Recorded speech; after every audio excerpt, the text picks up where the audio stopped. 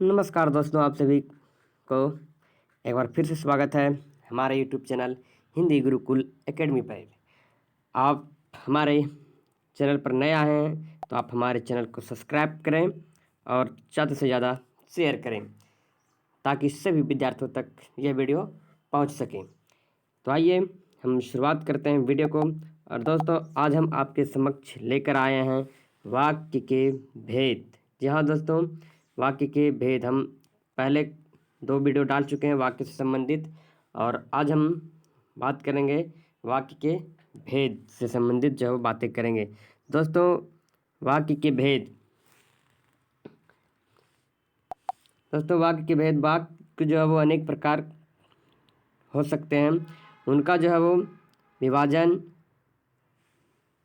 जो है वो हम 2 आधारों पर कर सकते हैं। तो पहला हम जो है वो आज जानेंगे अर्थ के आधार पर, और दूसरा था हमारा रचना के आधार पर। तो आज हम लोग अर्थ के आधार पर जानेंगे कि वाक्य के कितने भेद हैं और कौन कौन से हैं, और उनकी परिभाषा को जानेंगे। ठीक है, तो वाक्य के आधार पर दोस्तों जो है वो 8 भेद है।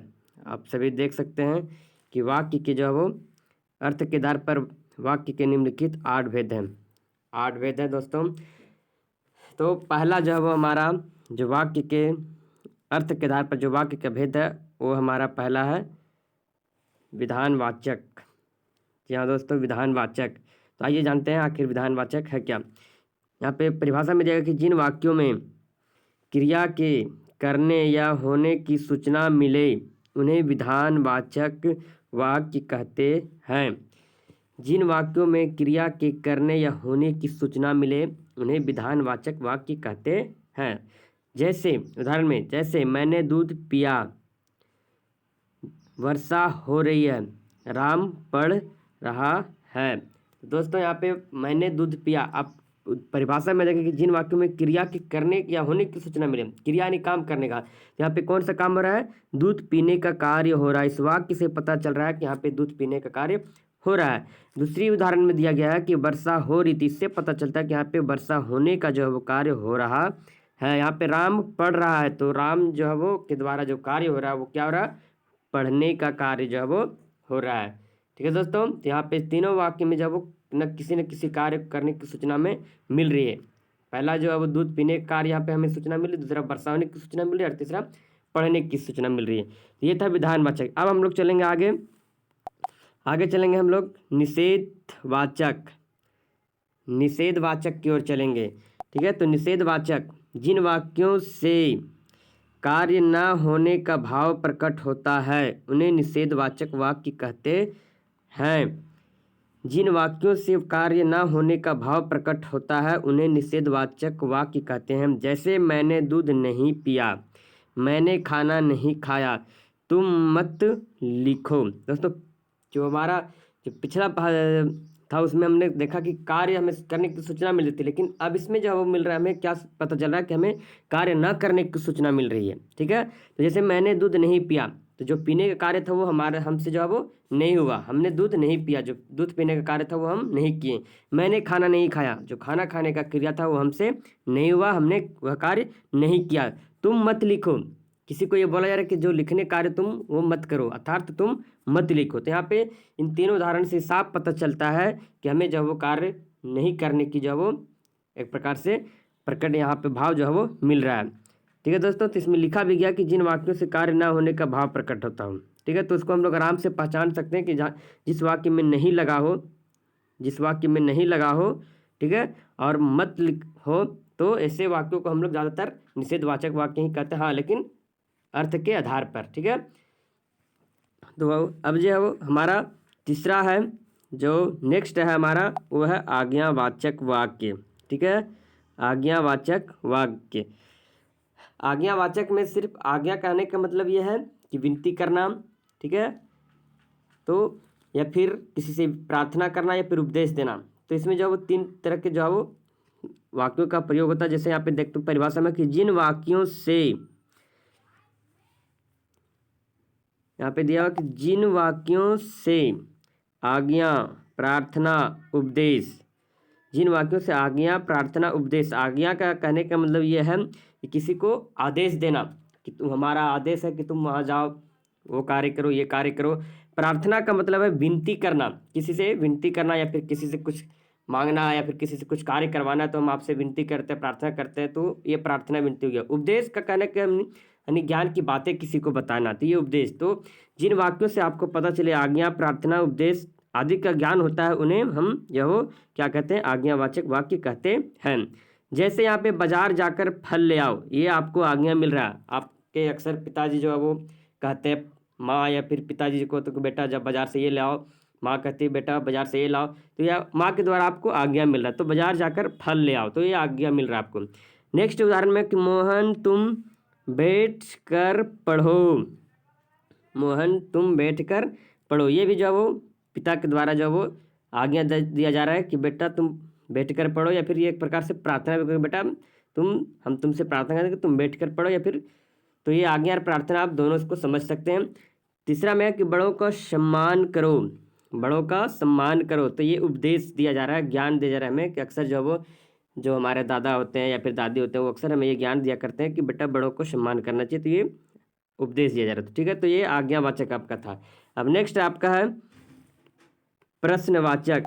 जो नेक्स्ट जो है वो आपका वो है प्रश्नवाचक वाक्य। ठीक है, तो ये आप पढ़ रहे हैं आप अर्थ के आधार पर वाक्य के भेद। तो अगला भेद जो प्रश्नवाचक है, तो प्रश्नवाचक में देखते हैं आखिर क्या होता है। प्रश्नवाचक जिन वाक्यों से किसी प्रकार का प्रश्न पूछने का ज्ञान होता है उन्हें प्रश्नवाचक वाक्य कहते हैं। ये सिंपल सा है, जब आपको लगे वाक्य से कि किसी को प्रश्न पूछा जा रहा है तो आप उसे आराम से जब प्रश्नवाचक वाक्य में डाल सकते हैं।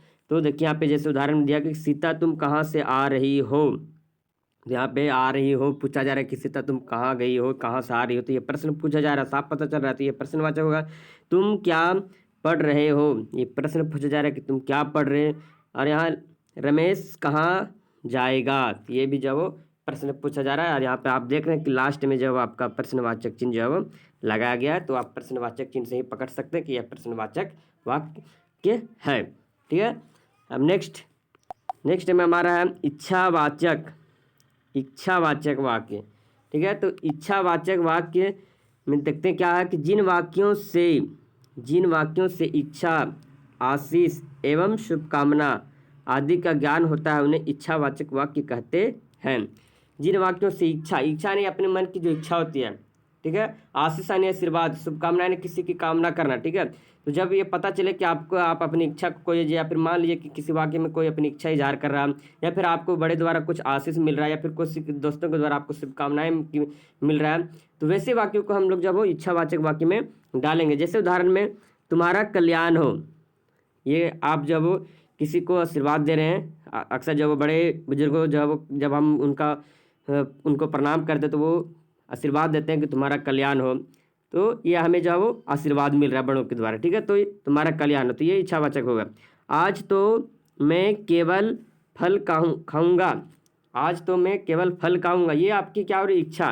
कोई इच्छा करता है कि मैं आज मिठाई खाऊंगा, समोसा खाऊंगा, या फिर जो भी, तो यहाँ पर भी लिखा कि आज मैं तो केवल फल खाऊंगा, अर्थात ये फल खाने की इच्छा जो है वो जाहिर करे, तो ये आपका इच्छावाचक है। ठीक है, तीसरा में भगवान तुम्हें लंबी उम्र दे, भगवान तुम्हें लंबी उम्र दे, ये शुभकामनाएं कर रहे हैं हम लोग। ठीक है, किसी के लिए कामना मांग रहे हैं, ठीक है, भगवान से, ठीक है, कि भगवान तुम्हें लंबी उम्र दे, तो ये एक प्रकार से कामना या फिर विनती हम जो है वो भगवान से कर रहे हैं। ठीक है, कामना तुम्हारे लिए मांग रहे हैं। ठीक है, तो ये आपका इच्छावाचक है।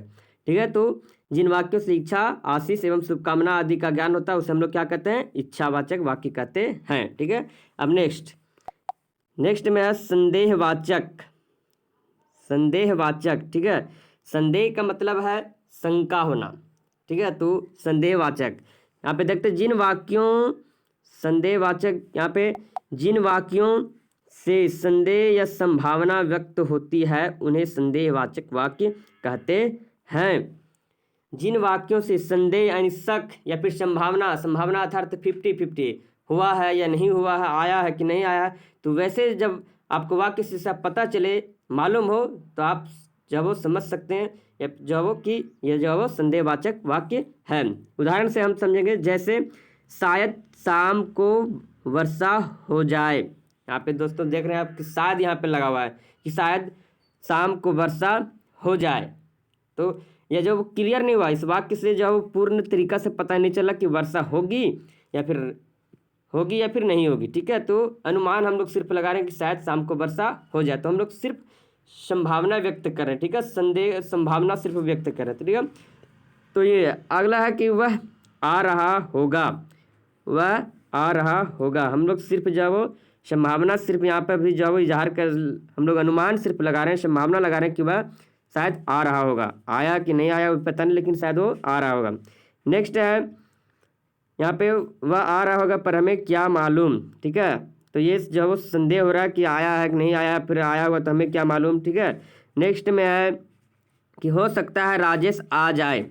यहाँ पे भी जो है वो हम लोग सिर्फ संभावना व्यक्त करें कि हो सकता है राजेश आ जाए, ठीक है। तो इस वाक्य में जब आप जो भी उदाहरण दे, वो उदाहरण में जो वो किसी प्रकार कोई स्पष्टता नहीं दिख रही, सिर्फ संभावना लगाया जा रहा है, सिर्फ संदेह किया जा रहा है, ठीक है। तो जहाँ पे संभावना नजर आए, जहाँ पे संदेह नजर आए, तो वैसे ही वाक्यों को हम आराम से जब वो संदेहवाचक वाक्य में डाल देंगे जब पूछे अर्थ के आधार पे तब, ठीक है।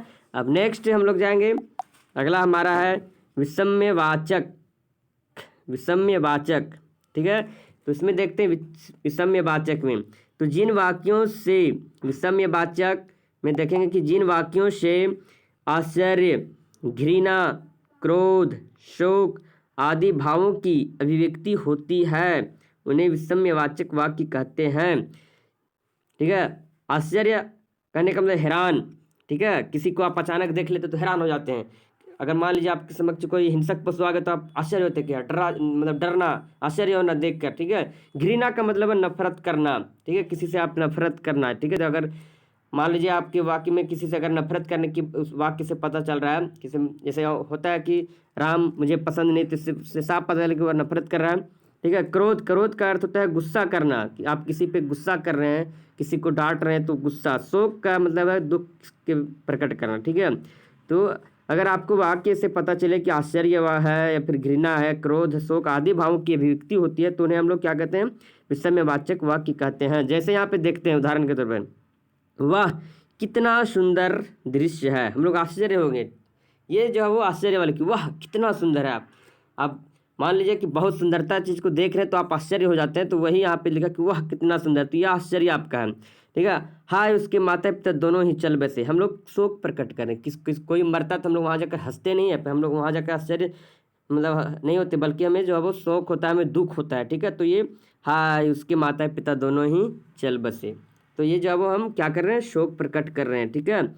तो ये है शाबाश तुमने बहुत अच्छा काम किया, तो ये जब हम लोग क्या करें, किसी को शाबाशी दे रहे हैं, हम उसके कार्यों से क्या हुए, आश्चर्य हुए, ठीक है। तो इस तरह की जब वाक्य जब आपके समक्ष आए तो आप आराम से जब उसे विषम्यवाचक में डाल सकते हैं, ठीक है। तो आपको सिर्फ ध्यान रखना ये कि आश्चर्य, घृणा, क्रोध, शोक। आश्चर्य का मतलब आप किसी चीज़ को देखकर जब अचानक हैरान होते हैं या फिर किसी बात को सुनकर आश्चर्य होते हैं तो वो आपका आश्चर्य होगा। घृणा का मतलब है नफरत करना किसी से, ठीक है। क्रोध का मतलब है कि गुस्सा करना।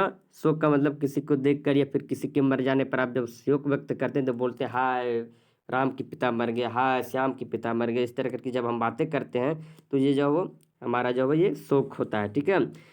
अगला अगर नेक्स्ट अब है यहाँ पे संकेतवाचक, जो लास्ट है हमारा संकेतवाचक। संकेत का ही मतलब है कि इशारा, ठीक है। तो जिन वाक्यों से शर्त यानी संकेत का बोध होता हो, जिन वाक्यों से शर्त यानी संकेत का बोध होता है, यानी एक क्रिया का होना दूसरी क्रिया पर निर्भर होता है, उन्हें संकेतवाचक वाक्य कहते हैं, ठीक है। यानी एक क्रिया का होना दूसरी क्रिया पर निर्भर होता है तो उसे जब हम लोग क्या कहते हैं, संकेतवाचक। क्योंकि जैसे हम उदाहरण में समझेंगे कि अधिक परिश्रम करोगे तो अवश्य सफल होगे, ठीक है। तो सफल कब होगे, जब परिश्रम करेंगे। तो एक वाक्य जो वो एक क्रिया क्या है दूसरी क्रिया पर जो वो क्या निर्भर कर रहा है। अगर हम परिश्रम नहीं करेंगे तो हम सफल नहीं होंगे, और जब हम परिश्रम करेंगे तो क्या होंगे, सफल होंगे। तो ये वाला जो अवश्य सफल होंगे तो ये किस पे निर्भर है, परिश्रम करोगे तब, इस पे निर्भर है। तो यहाँ पे लिखा कि यानी एक क्रिया का होना दूसरी क्रिया पर निर्भर होना, तो ये जो है वो इस वाक्य में बताया गया। नेक्स्ट है पिताजी अभी आते तो अच्छा होता। पिताजी अभी आते तो अच्छा होता। यहाँ पे देख रहे कि जब पिताजी अच्छा कब होता, जब पिताजी आते। तो जो अच्छा होता कब, जब पिताजी आते। तो एक वाक्य जो है वो एक क्रिया जो है वो दूसरी क्रिया पर निर्भर कर रहा है, ठीक है। अगला कि अगर वर्षा होगी तो फसल भी होगी। अगर वर्षा होगी तो फसल भी होगी। तो वर्षा कब होगी, जब फसल कब उगेगी? जब वर्षा होगी। तो फसल का उगना किस पे निर्भर करता है? वर्षा पे। ठीक है, तो इस तरह से जो वो पहला जो दूसरा कार्य वो पहले कार्य पर निर्भर, यानी एक क्रिया जो वो दूसरे कार्य पर निर्भर है। तो ये था आपका संकेत वाचक यानी अर्थ के आधार पर जो 8 भेद होते हैं, 8 भेद को हमने परिभाषा के माध्यम से समझने की कोशिश किया। आशा करता हूँ कि आप सभी को समझ में आया होगा और अच्छी तरीक़ा से आप जो वो समझ भी पाए होंगे। दोस्तों, आप हमारे चैनल को जो वो सब्सक्राइब करें और जो वो जितने भी विद्यार्थी हैं जो 10th के एग्ज़ाम देने वाले हैं उनके पास जो है वो 10th 9th 8th का जो एग्ज़ाम देने वाले हैं उनके पास ये वीडियो जो है वो ज़रूर भेजें, ताकि उन्हें भी आने वाले एग्ज़ाम में जो है वो किसी तरह की कठिनाई का सामना ना करना पड़े। और आप हमारे चैनल को सब्सक्राइब करें। धन्यवाद।